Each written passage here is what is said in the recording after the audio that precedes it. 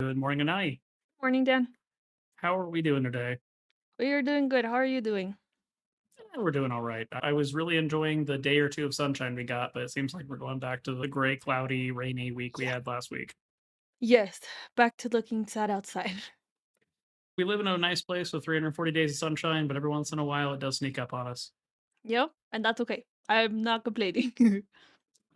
Fair enough. What do we want to talk about today? Today, we're going to be talking about compensation.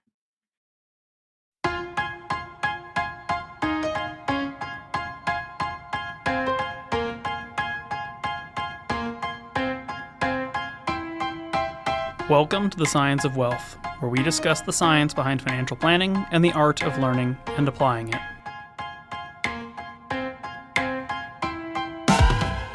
Okay, is this a great long lead in for a pitch for a raise? What are we actually talking about here? No, but maybe I'll learn a thing or two afterwards and might think about it afterwards. I'm suddenly finding myself otherwise detained and waylaid. I think I'm going through a tunnel. All right, fine. What do we want to talk about in compensation? So, today I wanted to talk about compensation and not just salary. I think a lot of people hear compensation and immediately think about how much do you make? But there are many different ways companies pay and reward their employees. So, for example, like two people can be making the same amount, let's say like 200,000, but get paid completely different.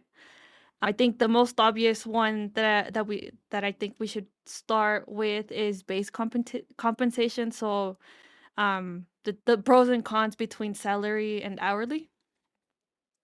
First and foremost, we have to recognize there's like a legal boundary between these. There's a minimum amount of income you have to be paid for something to be qualified as a salary under federal law. Some states also have their own rules here. And then, of course, there's federal minimum wage for hourly and state minimum wage for hourly and various things that go into that. So, recognizing right out of the gate that these are not just like cleanly compared items, that they do have some regulatory stuff that affects them just on their base nature.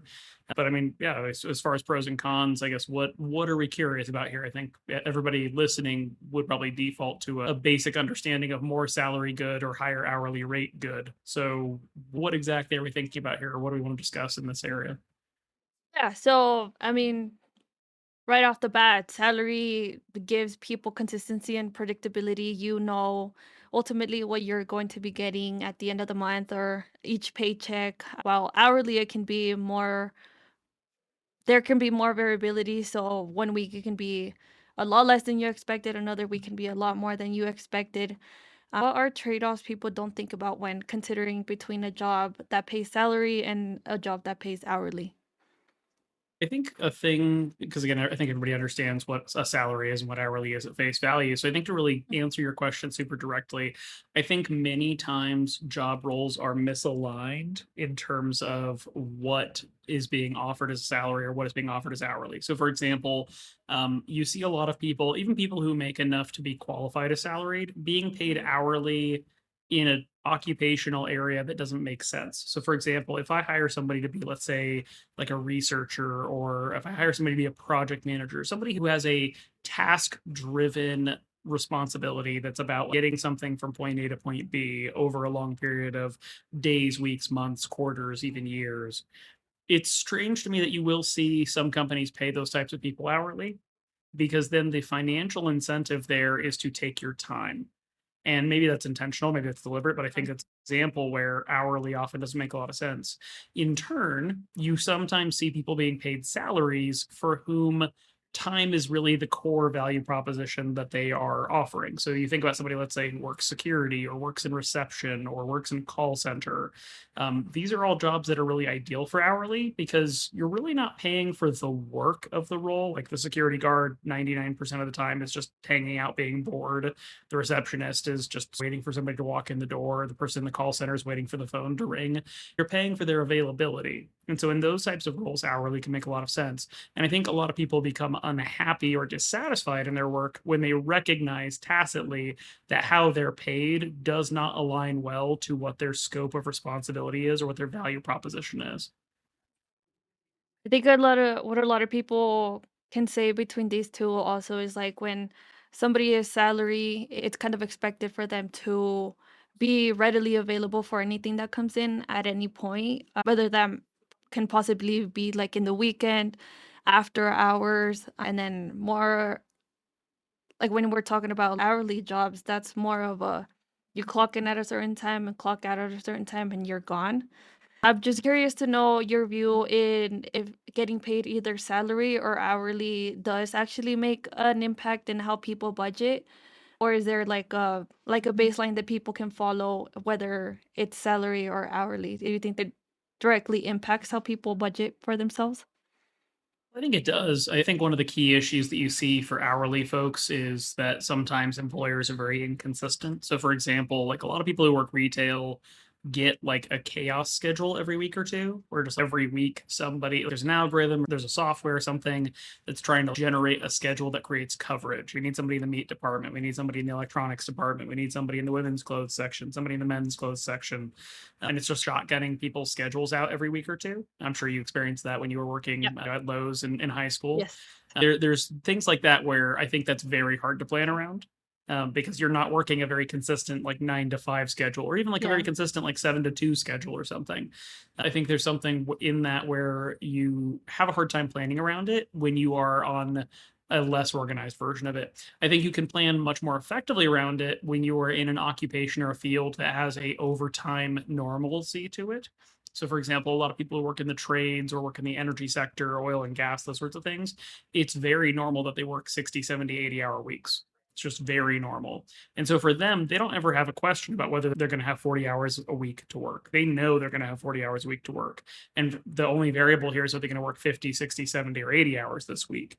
And so for those types of folks, I think it's much easier to budget and balance. But when you're a very part time hourly person, I think a lot of cases make it very difficult for you to budget. In turn, salary is nice because you have consistency. You have a contract that says you're going to get paid X dollars every week, come rain or shine, unless you take too much time off or whatever things could affect that.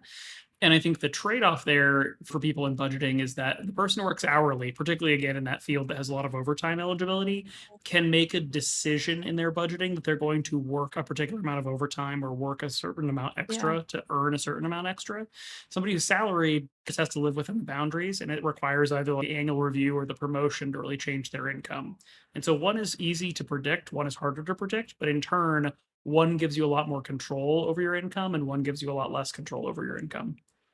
Yeah, I remember when I graduated college and I was looking at different jobs, I was kind of comparing the same thing, salary versus hourly. And I feel like my whole life I've heard salary as the best option and had no more information other than that. But I can see how it can be a better option for somebody to go for an hourly job as opposed to a salary job, because I feel like hourly jobs gives you, like you said, it people can intentionally seek more overtime if they think that they need that income quickly. They know that by saying, "Oh, I'm going to work a couple extra hours, I'll be getting the overtime pay because of that," as opposed to salary where it's like a consistent thing. But that might also help people who need to have a plan in action, that they can follow, that they know that they can feel comfortable making investing decisions or saving or making bigger financial decisions when they know that at the end of the month, they're gonna be receiving the same money regardless of what decisions they make throughout the month. Um, so yeah, do you think that people value stability more now than they did a few years ago? So going more for like salary position as opposed to hourly? I think yes, but in a strange way. And the reason I say that is because people, and this is actually something that I learned, I think, my first or second day being a financial advisor. So I'll tell a little story here in a moment. But to answer your question directly, I think people value stability because who wouldn't? I think some Yeah. people also thrive on instability, right? There are people out there who are Yeah. just like born salespeople or born grinders who just, if you tell them you can earn as much as you want as long as you put in the work and time and the effort, they're like, cool, I'm on it, bet. I'm going to Mhm. go for that. And they're perfectly happy to do it. And they don't need stability because they know they have the work ethic to go ahead and earn what they Yeah. want or need. And so it's just not even a consideration for them. But I think considering the average American is a W 2 employee on an hourly or salary wage, Yeah, I think there's a general trend of a desire for stability. The place where I'm always cognizant of that though is the illusion of stability. So here's where I'll tell my story. My very first couple of days as a financial advisor, I didn't do any financial advising. I promptly went down to Texas to be in a friend's wedding. And his older brother was the founder of a tech startup that everybody listening to this podcast will have heard of. I'm not going to name it, but I guarantee it came on your phone at some point when you bought a phone, and probably still comes on your phone to this day. But he had helped found this company. It was a multi-billion-dollar company by the time that he exited it, and he had just exited it when I was going to this wedding. He was out, Mm. and he was actually going to go back to work for a big software company. Again, a name everybody here would know if I said it. And I was just surprised. I was like you used to work there, and then you left, and you started this company, and it's successful. Your app came on my phone when I bought it, and like I've seen commercials for you guys. Like, why you did it? You climbed the mountain. You've done it. Why make a change?" And he said, "The funny thing is, I left my old company in the first place because I knew I had the illusion of security, right? They paid me a salary, they gave me a paycheck, I had benefits and Yeah. stock options and all that. But nothing stopped somebody up the chain from of that company from deciding that I was going to get fired today, or that I was going to get Mhm. let go, or that my team or my division was going to get cut. It's the illusion of security. It feels stable, but you don't actually control it, somebody else does. And then I got into Mhm. building this company because I recognized that and I wanted to build something for myself, etc. And it was only after I built it that I realized that I was bored, because it turns out what I like is like being in the trenches and doing the work and getting dirty and like solving problems at a ground level. I don't really like being in charge of things. And so this person left a stable salary job because he recognized it wasn't actually that stable or that safe, went and did something crazy risky, succeeded in it, and then realized that he was happier having something less safe in terms of his how he viewed it, working for a big company that could fire him any day. But he was happier being there because he could do the type of work that he thought was meaningful and fun for him, instead of just pursuing the income or the benefits of work in general. Yeah, I think that's very interesting. I think people have to actually go through the process of seeing the difference between both of them to really realize what is more comfortable for them. I feel like there's obviously going to be people who are more sales oriented and they, like you said, they're grinders and they know that if they can put their whole time into it and their heart into it, they can succeed in whatever it is that they come across. And I think with this also comes incentive compensation. So like commissions, bonuses, and these bonuses can be based on like performance and how well they perform. So these incentive compensations are the part of someone's income uh, that fully depends on the performance, their production, and company results. How does this look in the long term if it's somebody who's starting in their 20s and, like we said, they're sales oriented? They know that if they put their time into it, they can do it. How does this look like in the long term if they stay with this plan in mind?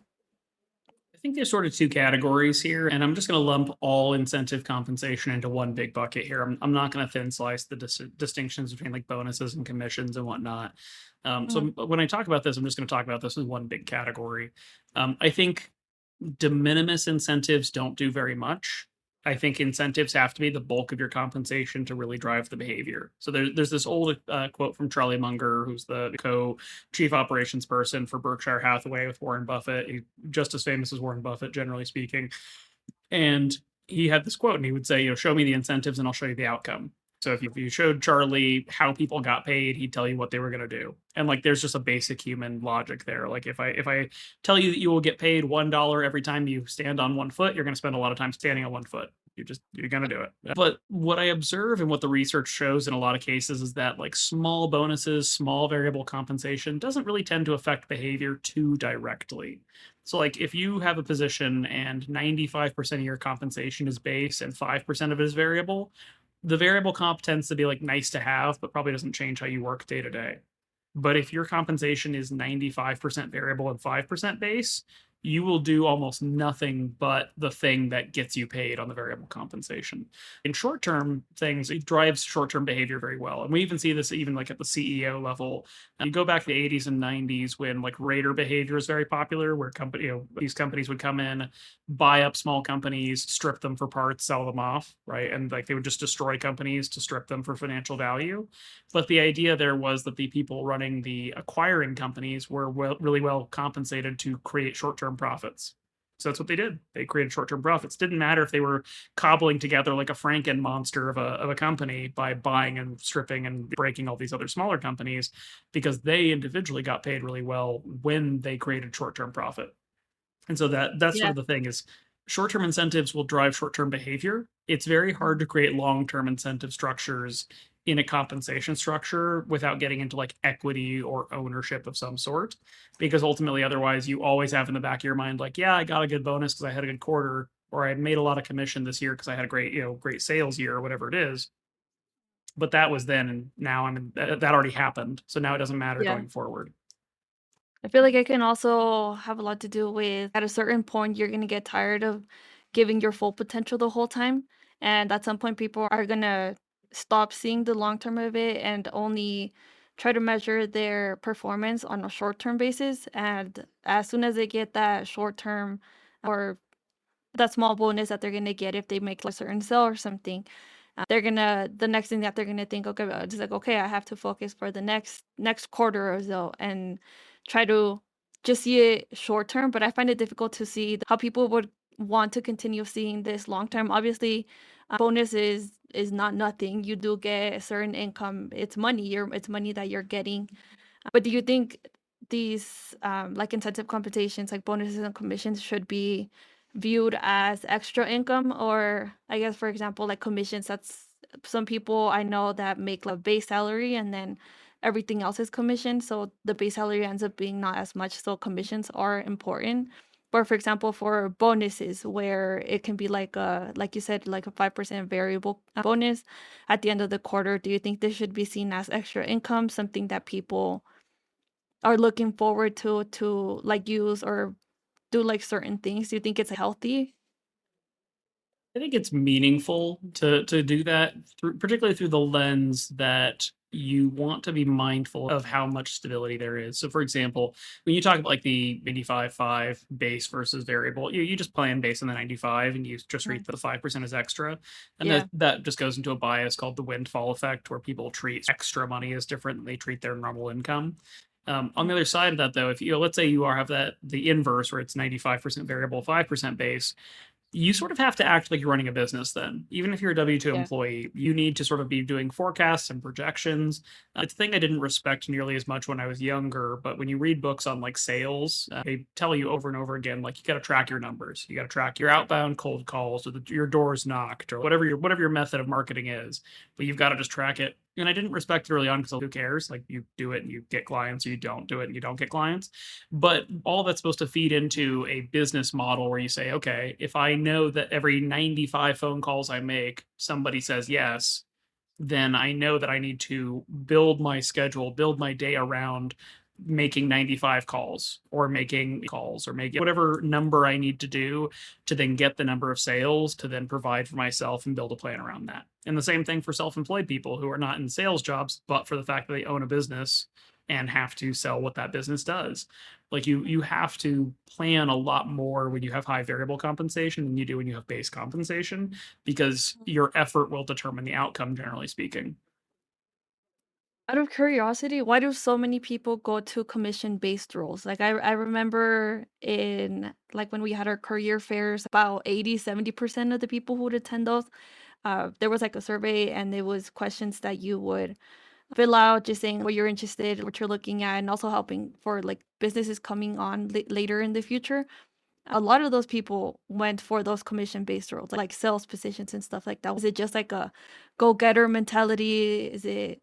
Is there something more to it? Optimistically, I think it's a go-getter mentality. I will say I think most people don't succeed in commission-based roles because they are bad at dealing with rejection. That is just a well-observed phenomenon. Like people who are good at sales thrive on rejection. They want you to say yes or no as soon as possible so they can just move on to the next person. They don't care about being told no at all because they're just like, yep, whatever, next call, next door knock, next meeting, whatever it is. Again, however they're doing Yeah, it. But like getting rejected sucks. Being told no sucks. And like if you're a person who takes that exactly. personally and like wallows in it, it's miserable. So I get why people Mhm. are attracted to commission based roles. They're like, oh, I can unlimited earning potential. I could make way more. And people who are good at it make tons of money. There's a reason they make tons of money, but the average person's bad at it because the average person doesn't like feeling rejected or doesn't like feeling turned down. And so it's a thing where I think people are attracted to the unlimited earning potential sort of marketing of sales jobs, and then most people Yeah. fail out of them. Even financial planning is a good example. You don't have a sales job. Daniel here doesn't have a sales job, but the average survival rate in the industry for people who are starting out as financial advisors is 12% over the first 4 years because almost all the jobs are sales jobs. Wow. So it's one of those things where, like, yes, unlimited earning potential, right? You too could be Mhm. Dan Yerker and have $1 million practice and make hundreds of thousands of dollars a year. You could, but Mhm. you've got about barely better than a 1 in 10 chance of still being in the business in 4 or 5 years if that's the route you go. Yeah, you gotta have really thick skin to be able to be calling thousands of people a day and keep getting the answer no to everything, every single question, or like those angry phone calls where people just like immediately hang up the phone, or instead of just hanging up the phone, they will start like fighting back. And I mean, part of it then also is just that sometimes the incentives are big enough to get people to try things that they wouldn't normally try. I was talking to an insurance agent last week, and he's new to being an insurance agent, and he was talking about, yeah, somebody else in my network of agents just made like 60 grand last week because they were like playing tennis with Wow. somebody and they had $1 million to invest, so they bought it. They got a $60,000 commission off of the $1 million investment, and I know that means they were sold a variable annuity and it has 6% commission rate and all this. And it's like, yeah, $60,000 for playing tennis with a guy, getting to know him, and then being like, oh, you ever thought about investing? I've got a great investment for you. Like, that'll, if I told you and I, hey, if you call 100 people, there's a 1% chance you'll make 60 grand, you'd probably make 100 phone calls. I do it. I do Yeah. more than that. Yeah, and that's what the allure is. The work of sales, it's grindy, it's a lot of it is work, it is definitely work, but the, Yeah. like, the effort to reward ratio feels pretty good if you're successful in it, right? Whereas Mhm. if you work construction, making 60 grand in construction means really sweating and busting your butt for, like Yeah. 500, 600 hours or something in the sun, in the heat, rain, Mhm. shine, snow, whatever. You have to do maybe the same amount of work by as measured by time, but way Mhm. harder work. And so it's just, Yeah. again, you're guaranteed that hourly wage or that project based sale or whatever it is in working in the, let's say, in the trades. But that salesperson, if they're hungry enough and the incentives are there, they'll just keep dialing or just keep knocking or just keep handshaking people until they get Yep. what they want. Yeah. It's understandable if the incentives are there and like you're gonna be getting a pretty good compensation after that. I think anybody would do it. This next one that I wanted to talk about is deferred compensation. This is where it gets a little bit more complicated, where you don't actually see this coming in your paychecks. It's there, and you know that it's there, and you know that you're making this money for yourself, but it's not money that you're directly seeing in your bank account coming in biweekly or monthly, however people get paid. For example, like the 401k matching, I think that's the one that's more popular where people who are younger don't tend to see the benefits of it. They're just thinking, "Oh, like I'll start it later on. I'm way too young to be thinking about retirement. It's like 40 years away, 60 years away. There's no reason for me to be thinking about that." Two different types of compensation there, and both probably deserve their entire own conversation. But I think really succinctly, one of the biggest mistakes I think young people make in particular is when they get into the workforce, they get their first out of college job, is they just look at salary or they just look at the hourly rate. They're just like, are you going to pay me 50, 60, 70, 80? And they just take the job that pays the most. They skip over the benefits. They skip over the 401k. They skip over all of that. And I think that's something where the young person, the 401k is not more valuable to anybody than the young person. Like, in here at My Wealth Planners and IE, you are the best beneficiary of the 401k plan because you have the most time value of money power going for you Mhm. because of your age. But it's Mhm. easy. It's easy to be like, well, I'll start saving later. I'm not making as much as I want to. I got some bills, want to do something fun for myself. I'm going to buy a new car, blah, blah, blah. And then you zoom through a little ways and you reach the kind of the end of the line there. And suddenly you're 30 and you still haven't funded your 401k. And you've left all this money on the table throughout your 20s. And that money you could have saved and could have gotten matched on in your 20s was the most valuable money you ever could have saved in your life just because of the time value of money. Yep, I must admit I made that mistake in my previous job. I saw the 401k option and I immediately denied it. And like I just thought about, oh my God, like retirement is probably going to be like 40, 50 years away from now. Like why should I be thinking about it now? Or why should I be taking money away from my paycheck, which I need to be saving for something that I don't even know if I'm going to be here in the next 40, 50 years? But I've told Daniel, I've told you, I learned so much being in this job, and people might not think about it this way, but if you keep pushing it, you're letting money that could have been yours just in the table, and ultimately, like, at the end of your time, like, in your career, it's gonna be painful to know that you could have made, like, hundreds and $1,000 more only if you would have started earlier.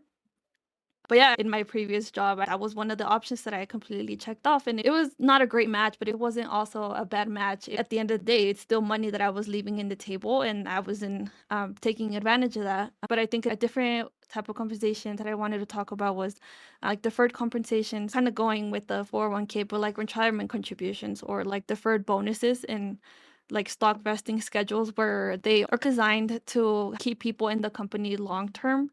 I think these are very interesting because ultimately what they were designed for, it does that. It keeps people in the company and keeps the loyalty growing.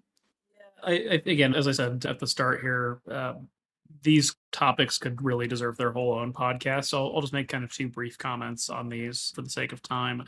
Deferred comp, in the true and traditional sense, where your company offers you the option to just sign off some of your salary or some of your bonus or some of your income and put it into a plan where you don't get taxed on it now, but you'll get taxed on it someday, is a great tool for people with more money than they know what to do with. The caveat being that your money is potentially exposed or at risk to creditors of the company and whatnot. There's no free lunch. The whole mechanism that makes deferred comp work is the notion that it could get lost accidentally. So then that's just some, or not even accidentally, but it's like through lawsuits or something like that. So you want to be careful about deferred comp as a vehicle, but it's a very powerful tax planning tool.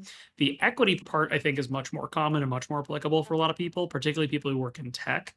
It's very common in tech to see 3 or 4 year rolling vesting RSUs, restricted stock grants, being paid out to people working in software developer roles or leadership roles or management roles, where your first year on the job you might make 200,000 and 150, or not 150, excuse me, but 50,000 of it is equity that will then vest over a 4 year period. And the next year you're making still 200,000, but you also get another 50,000 grant. And the next year you're making 200,000, you get another $50,000 grant, and you get to your fourth year, and once again you're making 200,000, you get another $50,000 grant. Now that all four of those are stacked up, and as long as they keep recurring, you're making 350 a year, and you'll keep making 350 a year in perpetuity as long as the grants keep coming, as long as your salary remains stable, and so on. And so the idea there is, on one hand, it directly incentivizes you to engage in behaviors that improve the value of the stock, right? Make good products, Yeah. provide good service, whatever it is. And on the other side of that, it also can trap you in what I call the equity hamster wheel, which is you're on it and you're making so much. And if you ever want to change jobs, go to a different company, etc., you're suddenly going to be losing out on half your comp. And it's a tough sell to go to a competitor company and say, "Hey, I was making 350 all in here," and they're like, "The salary for it was only 200." You're like, "Yeah, the annual salary was only 200, but because of my equity stuff, I was making 350. Can you match 350?" Some people are good enough and valuable enough to win that, but a lot of people aren't. And so then that Mhm. just ultimately does trap a lot of people in it. And then it also creates downstream effects like concentration in the company's stock and portfolio risk and so on. But as I said, that's a category, or those are categories where we could spend a huge amount of time talking about them. Yeah. So I'm going to leave it at that for the sake of time. Yeah. I guess the next one that I wanted to talk were about benefits and fringe benefits. I've seen some companies that give gym memberships and for example, like here, like some people have like their company phones, and then I think the most popular one right now that is having the choice between working from home or like coming in the office or having a hybrid schedule where it's both of them. But a lot of people after COVID, I feel like they started to think that working from home is a better option, and it's taken a while for them to adjust back to coming back to the office and being in a state where everybody is around you instead of being in the comfort of your own home. At what point is it better to like receive a lower pay than taking advantage of some of these other benefits? I think one key thing here is we look at just the core benefits. So your health insurance, paid time off. You look at vision, dental insurance, disability, life Yeah. insurance, all the stuff that does show up on the pay stub. I think there's a very basic calculus here, which is if your company offers you more salary and less benefits, or more benefits and less salary, you just need to Mhm. price compare. right? You say, okay, health Mhm. insurance would cost me 350 a month, $400 a month for me as a single person. Is the difference in salary comparable here? Am I is a $4,800 difference in salary?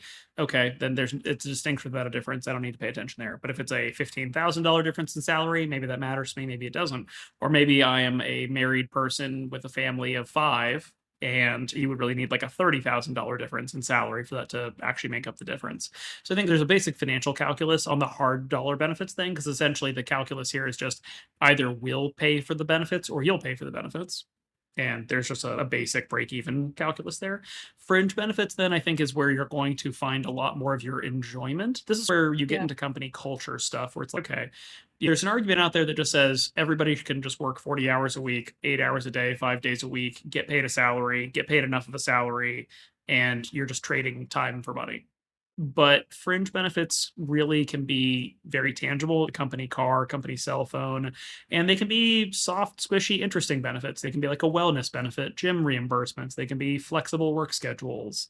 They can be unlimited PTO plans, which are conventional, but unlimited PTO is different than banked just for economic reasons and for kind of flexibility of choice reasons and so on. So I think all that kind of comes around where you look at it and say, okay, part of what helped a company like Google get as big as it did is that it went in hard and deep on fringe benefits early on in its time. They had an employee cafeteria, breakfast, lunch, dinner free.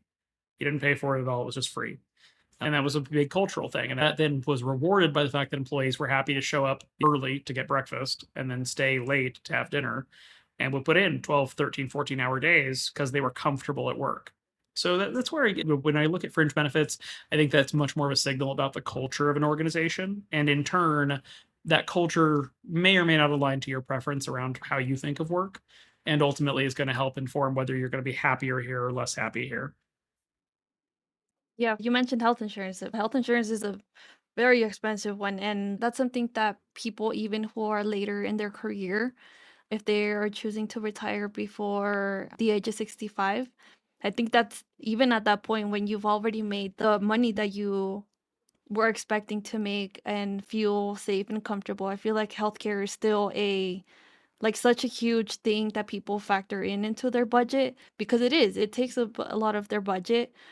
It's like, for example, for PTO, I've heard that, like, if I don't know where I've heard this, but taking or having a week of PTO is like receiving a like a 2% pay raise. I think at some point, especially when people are getting older and they're reaching the age where they just want to spend as much as their time with their families and try not to worry so much about work and actually being able to take advantage of things that are more important to them, like traveling and seeing people and maybe visiting things that they want to do before they fully retire and are able to maybe do as much as they want to.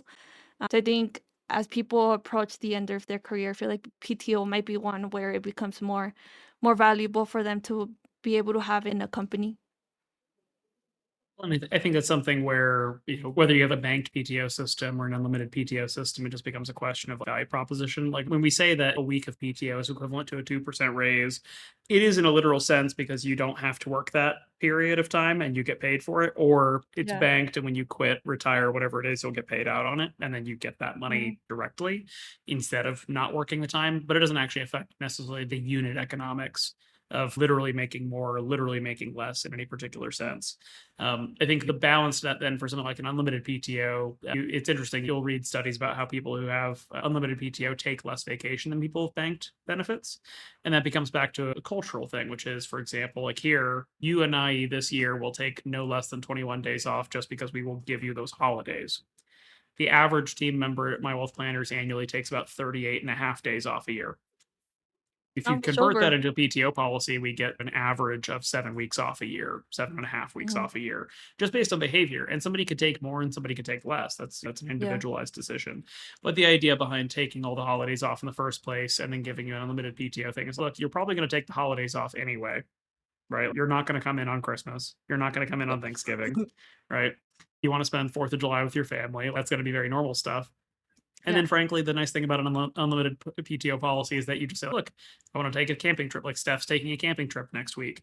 Doesn't have to Mhm. think about, oh, I want to take this trip, but then we also want to do a family thing later this year, and I've only got 15 days, and I got to ration it appropriately. It's no, just ask. It's fine. Yeah. That's just a balancing act. There's people out there who will say the downside to unlimited PTO is that you don't bank it and you don't get paid out on it when you leave. Mhm. Yeah, that's true. That's just part of the deal. So all that to then say, I think it comes back to the cultural component and it comes back to what you value. For somebody who wants to really grind for their first 10 years of their career, time off may not matter at all because they just want to build their career, build their skills, be more valuable, make lots of money. And PTO is just not a big factor in that. And for somebody who's very family oriented, work life balance oriented, that might be the most meaningful fringe benefit they can have. I feel like in my past positions, I was less afraid to take time off. And now that I have like, the freedom, it just feels like there's a lot of freedom. And like you said, like the first couple of years that you're in the career, you want to give it your all. And maybe right now isn't as important. But like I mentioned, PTO becomes more important, or taking time off, or taking the week off to go to somewhere becomes more important later on in your career. I wanted to touch on like remote and hybrid work again. I feel like this is one that's like I mentioned, very popular. How much do you think working remote or hybrid like save someone? Like for some people, like mentally, it helps them focus better at work. And like we also have to factor in like somebody who lives maybe like 40, 50 minutes away from their job and they have to go through like traffic. Do you think like at some point this becomes better than like the bonuses that they would get if they would like, show up and do like extra things at work? I'll give sort of a lengthy answer to this, so apologies for my failure to do it and with any brevity. But I think a lot of people benefit from remote work, and I think a lot of people are sabotaged, excuse me, by remote work. And I say that because a lot of people who use remote work essentially use it to, pardon my French, fuck off a lot and they can get away with it. Like, it's perfectly they get their work done. Like, oh, you have to do 5 things today. They get it done in the first 3 hours, and then they just play video games, read books, go to the gym, whatever, for the rest of the day. And I think there's a fair argument to then be made. That's not their fault that the company is not keeping them very busy or not giving them enough responsibility to occupy their time. I'm not really judging them about it, but the question then becomes, okay, if you were easily tempted into being unproductive with your time, and you are not driven to be more productive with your time, is a remote environment good for you, good for your career? Because your career is going to be dependent upon the success of you, the success of your team, the success of your division or your company. And if you take advantage of the free time as much as possible, I think that can also be a bit of a challenge. I think there's also, and I'm going to use the word entitlement here, but I don't mean it in such a negative sense where people are like, oh, you're so entitled. But when I say entitlement, I think there's also a thing where you could start to bias yourself into a good enough attitude about work. Like I knew somebody who essentially checked out on their job 2 or 3 months before they left their company. And part of what they then did is they essentially just did the bare minimum as much as humanly possible. And then they created this self-perpetuating cycle where they would simultaneously say, like, oh gosh, like I'm so checked out, I'm not really doing much work anyway. And also anything that deviated from their base little amount of work, they acted like it was a just terrible imposition on them. Oh gosh, I only had one thing to do today, but I have 2 things to do today. I'm so overworked. And it's a Yeah. self-sabotaging cycle where you go, okay, like you already weren't super busy to begin with, and now you've gotten so used to not being super busy that you're now treating being asked to do your job like it's an imposition on you. And that's where Mhm. we transition from a sort of a bias about what the status quo is to an entitlement that I think is self-sabotaging. Because if you got caught out on that, if you suddenly, if you were working remotely for a year and then suddenly you're forced to return to office, and you've been so used to doing the bare minimum working from home that whole time or working remotely that whole Mhm. time, that suddenly you're just like twiddling your thumbs in the office a lot, you're going to be infinitely more miserable, which is a self imposed problem.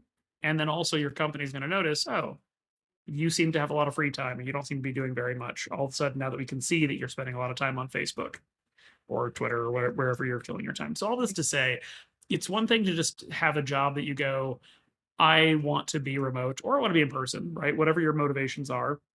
And I'm happy doing that. It suits me. It suits my lifestyle, it suits my style. I think it's important to be very conscious of the decisions you're making when you look for opportunities that are in person versus remote, right? Like if you're career driven, being visible is going to be helpful to you. It just is. If you are trying to learn more about your profession, more about your trade, more about your craft, being in person is going to be more helpful. If you're trying to enjoy the comforts of life, if you're a single parent, if you have a spouse who travels a lot for work, if you have a sick family member that you're caring for, then remote work may just be very practical. And part of your compensation, your rewards with that might be that you don't have to literally work 8 hours a day, but that you do still have to get your stuff done. And just being conscious and mindful of the balance of those two particular sets of responsibilities and not becoming too attached to one or the other. Yeah, I think for these types of people who choose to work remotely or choose to work from home, just so that they can do the bare minimum and not try to do more than what's being asked for them is a great position to them until they're being asked to track their time or like being quote unquote micromanaged by the company or like being asked from them to do like, certain things, which in person, people you are around people and people are like seeing what you're doing the whole day. It's not like you can just be on your phone for 3 hours in your office and pretend like nobody else is gonna see you. So, I think it is all beneficial to a certain extent.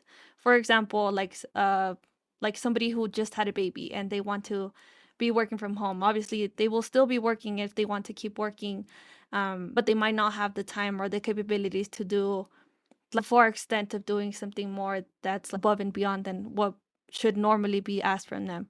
And I think that's just where, again, like personal discipline matters. Some people are ultra productive working remotely, or they work in a job where like being in the office makes zero difference.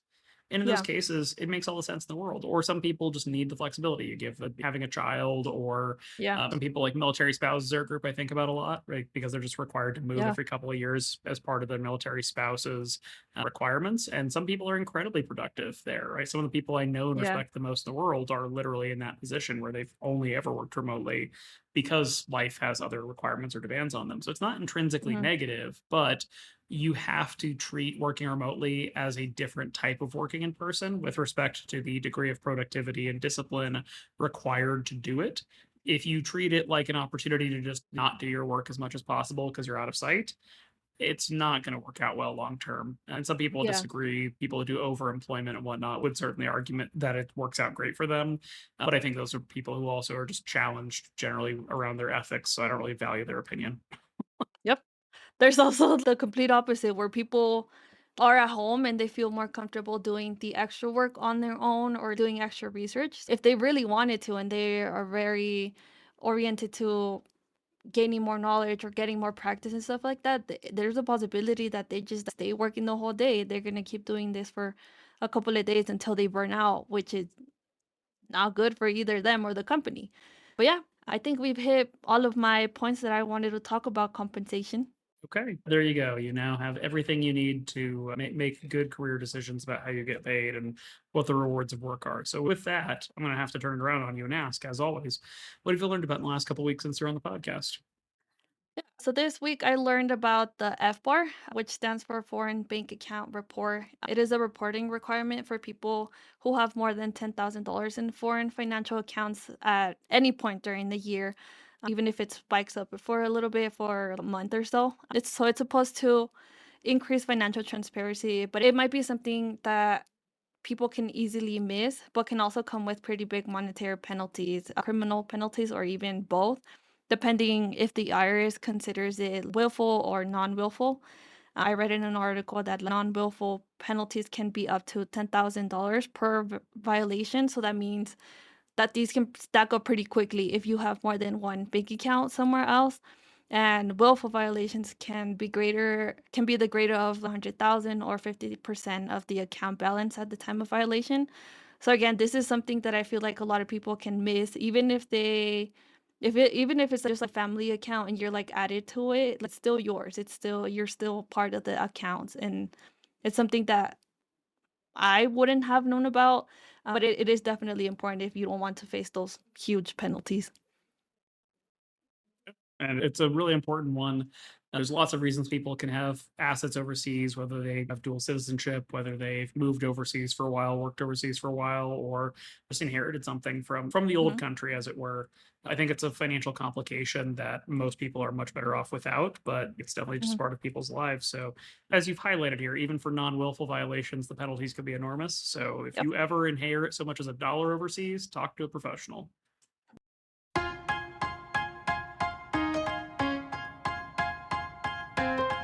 The Science of Wealth is produced by My Wealth Planners, a registered investment advisor in Colorado. The theme song is This Is Your Time by Dan Phillips. The podcast is intended for educational purposes only and is not investment advice or any other form of advice. Not all material discussed on the podcast is appropriate for every individual in every circumstance, so you should consult with a certified financial planner, tax professional, or legal professional as appropriate before attempting to apply any of the subjects, strategies, or tactics discussed on the podcast.